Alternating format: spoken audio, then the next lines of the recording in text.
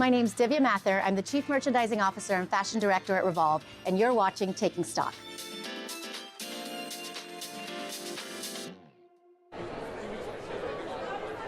Time to rock and roll on this Wednesday, June 3rd, 2 minutes to go here into the closing bell. Unfortunately, my friends, all good things must come to an end after 9 days of record-setting gains across the S&P 500 at long last. It's been a while, but a fair bit of red across the major market indexes. The S&P 500 expected to finish in negative territory, now almost 7/10, not quite at session lows, but let's bring in the Einstein of Wall Street himself, Peter Tuchman. Hey, what guys. did you see across the tape today? The Dow, interestingly, weakness in Goldman, weakness in Microsoft, driving the Dow down more than 1%, but what did you see for the tape? It just kind of feels like that we've had these levels of over-exaggerated earnings action, right? I mean, these stocks are going up $30, $40, $50. We saw it with Marvel. We saw it in a bunch of other names.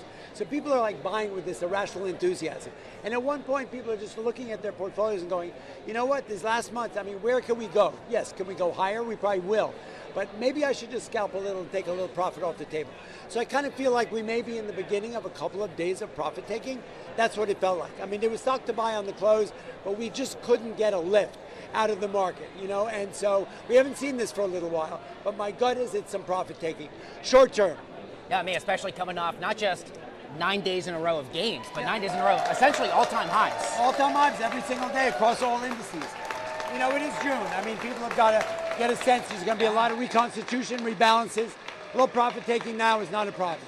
No one should be concerned. It's normal. Time now for the closing bell.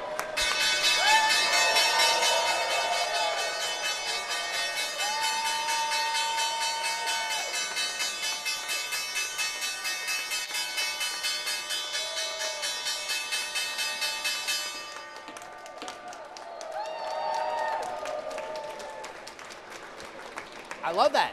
No one should be concerned, it's normal. That's what the man himself just said. Your final tail of the tape on this Wednesday, June 3rd, the S&P 500 almost back down to session lows, currently down 0.7%. The Dow 30, again, given that weakness in names like Goldman Sachs and Microsoft, two of the most weighted names of the Dow 30 components. The Dow down 1.2, the New York Stock Exchange Composite Index finishing at session lows, down about 0.9, and the small caps, as to be expected on a day like today, the hardest hit, down 1.3. Energy, healthcare, consumer staples, the outperformers in the S&P 500, your sector laggards, telecom, financials, and consumer discretionary. Staples go up, discretionary comes down, oil and energy stocks move up. That usually right there is the recipe for the broader equities. Only Meta shares in positive territory out of the Mag 7, META up 4%, Nvidia, Amazon, Microsoft all down about 3%. As for the aforementioned Dow, Walmart, Amgen, and industrial giant Caterpillar, once again, huge tapes there. IBM, Salesforce, and telecom giant Verizon are your Dow 30 laggards. Let's go ahead and bring in Paul Stanley. He is the Chief Investment Officer at Granite Bay Wealth Management, here to kick off the broadcast after the closing bell. Nice to see you here today. Thanks for having me, JD. So this is the first day, and it's not you, this is like a bad luck day, but it's the first day in a while we're looking up that we are not finishing at an all-time high, but for the most part, we're still essentially at those very lofty, elevated levels. What have you seen across the tape here on Wall Street the last few weeks? What do you think all of this sets up for the rest of 2026? Well, I really think what's going on today is really just about investors reassessing risk. Nothing's fundamentally changed about the story out there in the market right now. The AI trade is still strong. Everything still looks great fundamentally. But eventually, people are going to take some money off the table when you've had one of the longest runs in the market that we've had in quite some time. So when you see a jobs report like we had this morning and people start to get worried about inflation and the rates going back up a little bit, it's normal. People want to reassess risk a little bit. Paul, do you think that big tech can continue to do a lot of the heavy lifting, continue to carry on this market, or are there other sectors that you think investors may increasingly look towards? Well, I do think big tech is always going to be a driver of the market. If tech doesn't perform, the markets are going to have a hard time just because of how heavily weighted they are in all of the indexes. But ultimately, all of this tech investment has to trickle down to some other parts of the economy for it to make sense. So we're looking for a broadening out of the market, maybe some more mid caps and small caps, industrials, things to start benefiting from all this investment in AI. Because if you just invest in AI endlessly and it's just this inner loop of everybody spending on their own AI, it has to do something for other industries eventually, or what's the point? How do you think more broadly investors should be thinking about the question of asset allocation in their own portfolios for the rest of the year? Well, the biggest thing we always focus on is letting people to know don't make a long-term decision based on a short-term. So asset allocation for the rest of the year, if you have a proper financial plan and you're focused on the rest of your life, I don't think you fundamentally change that based on anything that's going on right now. If you've got short-term money, then it probably isn't money that should have been invested in the market to begin with. So we try not to tweak asset allocation too much just based on what's going on right in the moment. I want your take on what you're seeing with inflation. Obviously, this is a way different picture than we were dealing with in the summer of 2022. Safe to say we're well off those highs, thankfully. But you could also argue maybe we're starting to now trend the wrong direction if you look at a reading like core PCE. What do you see for inflation? What do you think the Fed does with what you see in inflation? It's starting to look more and more likely that there'll be at least one interest rate cut between now and the end of the year. One interest rate? Excuse me, rate hike. Okay, sorry, no. I said cut. I'm so used to saying cut over the Pardon course of the last couple of years that you just say it intuitively, Of course. Right? One interest rate hike between now and the end of the year is starting to look more likely. But I truly believe that a lot of the inflationary fears right now are just based on the hikes in oil and what's going on in Iran, and that's going to pass, right? We don't know exactly when it's going to pass or how it's going to pass, but no geopolitical event lasts forever, so there's no reason to believe that this is going to be the first one that does. And when that all settles down, oil prices should come back into check, and I think that things will settle out a little bit. Obviously, we had that ADP jobs print today. We get the regular jobs print for the month coming up on Friday from the Bureau of Labor Statistics. That or anything else, any other big catalysts you're paying attention to, you think traders out there might benefit from also focusing on coming up? I mean, jobs reports are obviously very, very important, right? It's one of those ironic things that a strong jobs report can make people afraid that the economy is running a little bit too hot and then start to be bad for stocks because interest rates might have to go back up. So it's a weird thing when you see jobs reports are great and that's a bad thing. Yeah, I know a lot of people, we're back in that kind of like good news is maybe bad news maybe not so good news. You and I are looking, December probability for the FOMC, a slight chance that we hold, so at least maybe we don't get those cuts, but maybe not a raise either. It would be great if we were to hold for sure. I know that with the new Fed chair coming in, our president has made it very clear that he's not a fan of them raising interest rates ever, so hopefully that political pressure doesn't play into it, but it wouldn't be surprising if it does. 2 weeks from today, we get the next FOMC decision. Paul Stanley, thanks for being here. Come back soon. It's nice to see you. All right, thanks for having me. Robbie will take your mic. Jeff, you and I will head this way. Here are some of the top analyst calls that moved the tape this morning. Hello, good morning. All right, first up, Goldman Sachs reiterating Apple as a buy, saying it's bullish ahead of the company's Worldwide Developers Conference next week, which could include AI upgrades to Siri. Shares of Apple up 14% on the year. Next up, Morgan Stanley downgrading Shake Shack to equal weight on the day, citing a lack of, go Knicks, you're not kidding, citing a lack of visibility on in-store traffic in a tough consumer environment. Shares down on the day, also down 33% on the year. Finally, UBS downgrading Victoria's Secret to neutral after earnings. The stock was down about 4% on the day, which sounds like a lot until you remember shares were up 47% yesterday. So, context changes everything. All right, let's take a look here at one stock that calls the New York Stock Exchange at home. It is ticker symbol M, as in Macy's, as in, hey, it's actually up 0.6 on the day, despite weakening consumer sentiment. Not a bad quarter for the retail giant. CEO Tony Springs said this morning he expected to see more pressure, but the reality, he says, is the resilience of the consumer defies what they say in the commentary about consumer confidence and therefore about consumer spending. Shares about flat so far on the year, up 0.6 on the day. All this week here on Taking Stock, we are bringing you full coverage of Money 2020 Europe from the great city of Amsterdam. Earlier today, FinTech TV's very own Anastasia Kinski sat down with Danielle Tanella of ING. Take a look.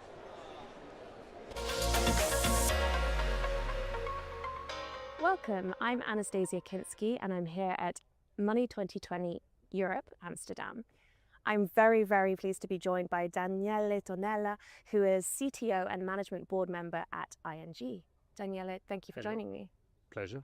So, you are both the CTO and board management. Can you tell me what that means when it comes to focusing on technology transformation in the company? Yeah. Look, essentially it means that we can take decisions in technology terms that are way closer to business than in the classical model where technology just has to do whatever visions come out. And that creates also a lot of maturity in the use of technology. So at ING, the level of technology proficiency in the board is very high, and that allows me to run a technology transformation which is more fundamental and more substantial than just buying tools.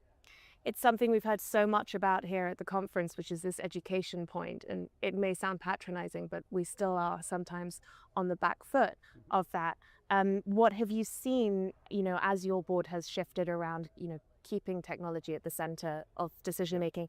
What have you seen as a culture transformation in the organization, and how is that influencing decisions? I mean, that education goes also the other way around. I mean, technology also gets a lot of education on what is important in the macro context for the bank. And that education, that culture transformation, essentially makes very clear the dilemma that we face, where you have parts of the organization who want to go fast and go hard, and parts of the organization like tech that say, well, yes, we can go fast, but we need to ensure that we maintain control, digital sustainability, that we can maintain risk, scalability, that we maintain reliability, all the parameters that are a bit antithetic to speed, right? And that conversation is what makes culture. Well, it's like a smooth gear shift. You've got to have the clutch in the right place. Absolutely. You can't just constantly be going back and forth. So in practice at ING, I've heard you speak about, as you say, this push and pull as a sort of feng shui of technology. Can you tell us about that a little bit? Yeah. Digital transformation has been misread, I think, so long with, I have a problem, I buy a technology, I solve my problem, and it never works. Right? It's more a question of managing complexity, simplification, adopting technologies, using them. And in that universe, the Feng Shui example is the one that says, well, you cannot just buy something on the edge of what you already have. You have to look what you have inside your shop already, and you have to maintain that complexity. Yeah. And simplification is effort, does not happen by itself. It requires investment, requires vision, it requires commercial convergence, it requires a business strategy that aligns and that enables a technology consolidation. And that's what I call the Feng Shui of technology, is clean up what you have in the zoo to create also optionality to then effectively get new technologies in-house. It's such an important part of it. It's the harmonization of all these stakeholders and all these parts. We'll talk a little bit about what ING is doing differently to deliver this sort of simple, personalized customer experience. Because as you said, you can't just push technology into wherever you want. It needs to be, at the end of the day, what the end user wants. Absolutely. Well, there are a couple of things. We are, besides putting AI in focus, besides scalability, simplification, there is a deep transformation that ING started 8 to 10 years ago, which was given on the one side through Agile. We went full Agile at scale, and we transformed the way we develop software and the way we build our core banking systems. That creates a flexibility that is now facilitating the transformation and the build up on AI. And the last bit is we are extremely active in listening to what the clients are telling us, both to us directly or to the market, ratings or places where they express what they think about us, and we flow that back to the system to work essentially in reducing friction, because that's what scares clients. Yeah. Well, thank you. We look forward to seeing further cultural transformation, harmonization, and Feng Shui. Thank you for joining me, Daniele. Thank you so much.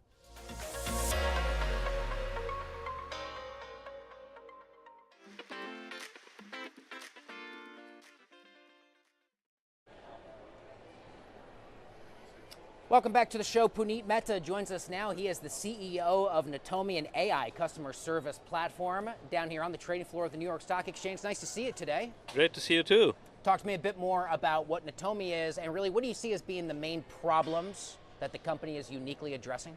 Yeah, we are building the most consequential enterprise AI company on the planet right now, and the goal is to create the agentic autonomous front office.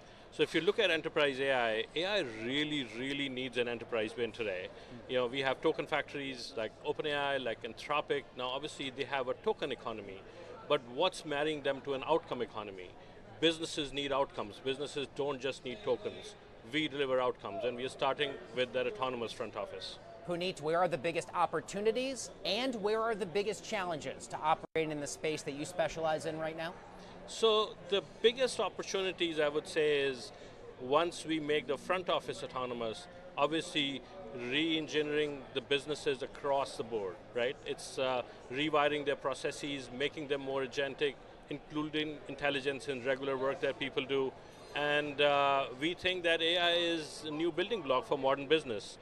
Where is the biggest pitfalls? If it stays the token economy, nobody wants that. We all want value, we all want to create businesses differently, we all want better customer experiences, we don't just want tokens. You just raised $110 million. What does that capital allow you to do that you could not previously do?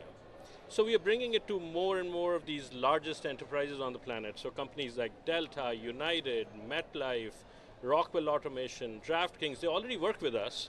Now we are taking what we have done for them and bringing it to the rest of the Fortune 500. At many of the companies that we work with, we are on the path to delivering 100 million in savings using agentic AI. So we want to do that for every large company on the planet.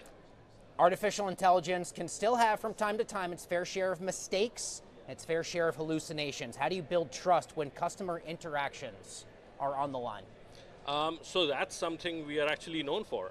We invented a template called Sanctioned AI. It's a blueprint that we plan to make open source so that every company on the planet can adopt it. Companies that do this themselves or they do it with Natomi, but it's really, really important for AI to work in a predictable way. If you think about these large language models, they're engineered to be unpredictable. So we are squeezing predictability out of a building block that's fundamentally designed to be unpredictable. That's not an easy technology problem to solve, but we have solved it at Natomi. That's why we help the largest companies on the planet represent themselves to their customers. Puneet Mehta, CEO of Natomi, congratulations on all of the success. Really grateful for you being on the show today. Nice to see you. Great to see you too. Appreciate it. Coming up after a quick break, the CEO of Stroot and a preview of tomorrow's earnings. You cannot miss a whole lot more Taking Stock coming up live from the big board after this.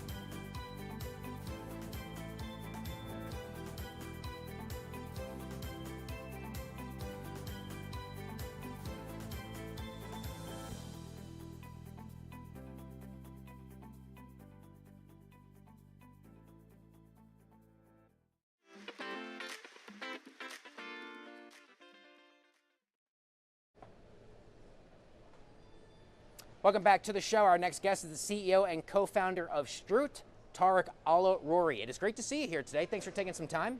Thank you so much for having me. You guys are an AI-powered accounts receivable platform for people hearing about the firm for the first time. What are your core priorities and the most important things you want people to know? Yeah, so we're an AI agent. We help companies ranging from Honeywell to DirecTV reducing overdue invoices, helping them match cash, helping them handle issues. Been around for 2 years. We have over 150 customers and grown really fast. I feel like accounts receivable is something that seems perfect for AI disruption and use. Why hasn't anyone really successfully automated this until now? Really sat in the flow of funds. No one really automated things, whether making AI phone calls, emailing, handling disputes. We're able to take all this data and drive outcomes for our customers ranging from Honeywell to flyover state businesses like Bishop Lifting. A lot of companies are adding AI chatbots to existing software. Anyone watched, I'm sure at some point has had a little bit of a back and forth. What makes the work at Stroot different? So we integrate from your ERP systems, your bank accounts, your CRMs. So we sit on top of everything and we don't just chatbot stuff. We help understand the context, the knowledge, and really deliver a more meaningful result.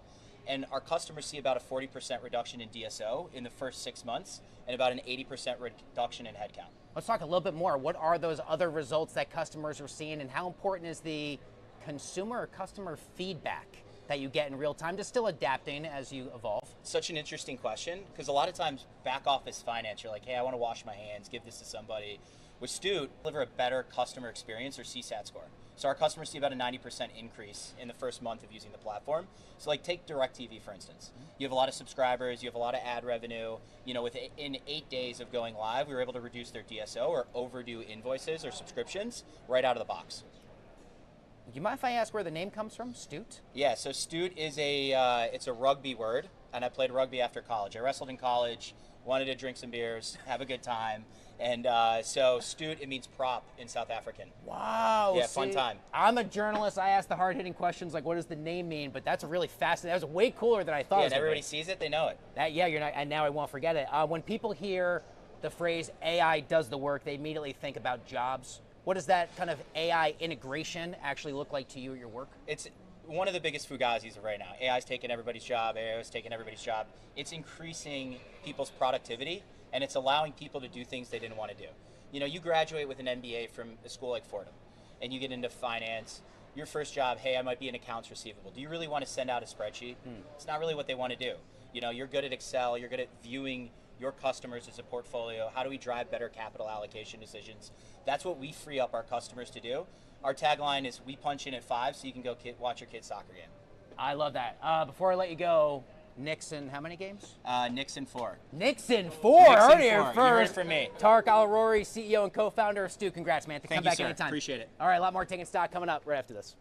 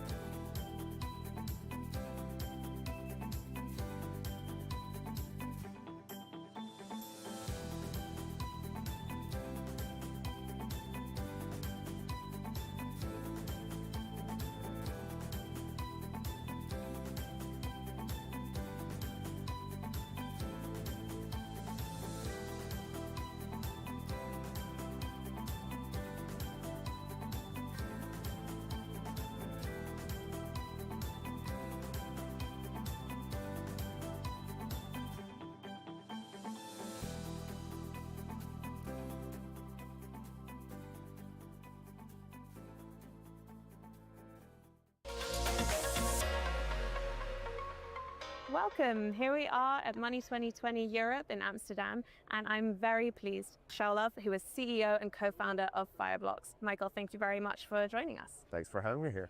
So, you know, it's been a very busy morning. We're halfway through day one. What are the top things you've heard here at Money 2020? What are you most excited about? Well, I think like every Money 2020, it's fascinating for us because we come here and we see the evolution from year to year. Well, I think it's like the 4th year that we're doing it, or 5th year that we're doing it as a company. And it's pretty wild to see how the industry came along in terms of adopting digital assets and specifically stable coins. Yes. You know, every year it's just a completely different climate in terms of the type of companies we meet, type of clients we have, the type of discussions you're able to have. on this topic, and clearly like this year it's been like the peak since we started. Absolutely. I mean, you think it can't get bigger, and then here it is, even dominating the topic even more, perhaps only really in competition with AI and agentic AI. On the stable coins, payments, points, and to do with institutional adoption, what do you think, apart from the Money 2020 programming, what do you think are the signals for where the adoption is going, how quickly it's going, what progress is being made? Yeah, so we are now, it's actually quite interesting. So Fireblocks right now is processing $6 trillion per year of digital asset volume. About a year ago, 40-something% of that was stablecoin. Now it's 65%, right? Interesting. So out of that is basically we are at a 3.5, almost $4 trillion per year. It only goes for Fireblocks, and we are about like 10% of all the on-chain transactions. Now, it's also interesting to see that there is a very strong shift from stablecoins being used for trading cryptos. That's actually like how, not many people are aware, but the way that stablecoin and specifically Tether started is by helping facilitating trading or the settlement leg of it. Now, about 30% of it is already payment companies using stablecoins to move assets cross-chain. Right. And last 12 months, it was the first time that USDC surpassed from percentage-wise, the volume of Tether on our platform. Yeah. I mean, this is really interesting news, and to see that like kind of moving alongside the regulatory landscape, where I know we've got like different jurisdictions that we're going to need to cover. Let's start with what's going on in the US, because USDC is obviously what we're paying attention to there. The regulatory landscape in the US and what everyone's waiting for in the Clarity Act to figure out this yields and conversation. What's your take on the direction there? Yes, I think that honestly for stablecoins in the US, the most important things were already made, the Genius Act. Right. And the Genius Act was basically unleash this crazy adoption that we are seeing among the fintechs, among the payment companies, among the banks, and now propagates actually like, the corporate world and to users. Yeah. In the last 6 months or so, we onboarded all the big remitters, Western Union, MoneyGram, Ria Finance, TapTapSend, all those guys are now using stablecoins. Clarity Act is still clearly the open question, and it mostly applies to, I would say, how aggressively the banks will lean in, or how much friction they will actually put behind this topic. My personal opinion actually doesn't matter, and I think that the banks misunderstand the whole notion of stablecoins. The main reason for that is that it actually doesn't matter if they do tokenized deposits or stablecoin in a system that you can subscribe in real time into money market funds, and with everything that is actually happening from a tokenization standpoint on the capital market front, like the DTCC project with Canton and so on. If you're a user and it actually comes together with AI and you have some kind of programmable element, you would never leave assets idle, right? So this algorithm, or you as a user, you don't need to wait 2 days to deposit your money into some kind of saving account. Yeah. All this friction is gone. So users will accrue interest directly from whatever money they have with the financial institution, whether it will happen for stable coins or whether it will happen by depositing and redeeming them to a money market fund. So I think that the business model of the banks will be under a lot of pressure and will have to evolve regardless of this entire discussion around the Clarity Act, which is just like a funny debate between two CEOs that I think creating board used as necessary because one of them doesn't understand exactly that his business model is going to change.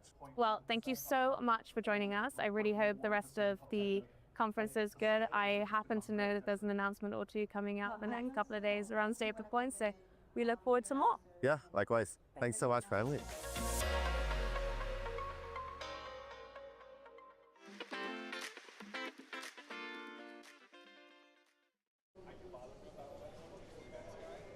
Welcome back. Tomorrow morning here on Wall Street, we will get weekly jobless claims crossing the wire for investors to digest at 8:30 a.m. tomorrow morning. The latest quarterly results from Brown-Forman, that's the owner of Jack Daniels. After the bell, the latest numbers from Planet Labs, Lululemon, and DocuSign. But before all that, Knicks Spurs, game 1 of the NBA Finals. Go New York, go New York, go. Thank you for watching today's edition of Taking Stock. Go Knicks. We'll see you tomorrow.